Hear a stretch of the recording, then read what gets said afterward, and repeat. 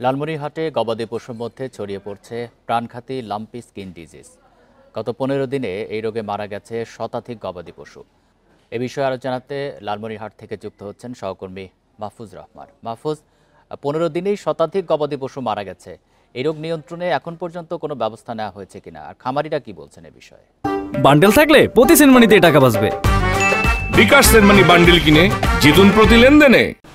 জি, আপনি যেমনটি বলছিলেন, লালমনিরহাটের পাটগ্রাম, হাতিবান্ধা, আদিতমারি, কালীগঞ্জ পাশাপাশি সদর উপজেলায় কিন্তু গত ১৫ দিনে প্রায় শতাধিক গরু মহিষ মারা গেছে এমন খবর কিন্তু আমরা পেয়েছি। আমরা এই খবর পাওয়ার পর বিভিন্ন খামারে প্রান্তিক কৃষক যারা আছেন তাদের কাছে গিয়েছি, তাদের সাথে কথা বলে আমরা যেমনটি জেনেছি যে স্কিন লাম্পিং যে রোগ, এই রোগ সম্পর্কে কিন্তু খামারিরা একেবারে অজানা।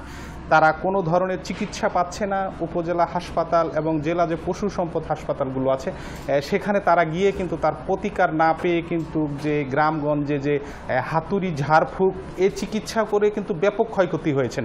আমরা কয়েকজন খামারির সাথে কথা বলেছি, তারা বলছেন যে এই অজ্ঞাত রোগে কিন্তু তারা সর্বশান্ত হয়ে গেছেন। কিছু কিছু খামারে ৫ থেকে ৬০টি গরু কিন্তু মারা যাওয়ার খবর রয়েছে।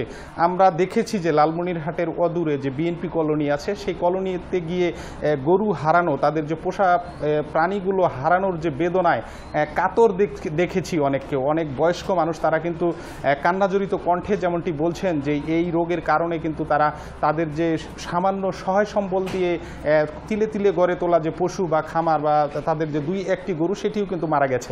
আমরা এ ব্যাপারে কথা বলেছিলাম লালমনিরহাট পশু সম্পদ হাসপাতালের যে জেলা প্রাণী সম্পদ কর্মকর্তা জাহাঙ্গীর আলমের সাথে। তিনি বলছেন যে এটি একটি ভাইরাসজনিত রোগ।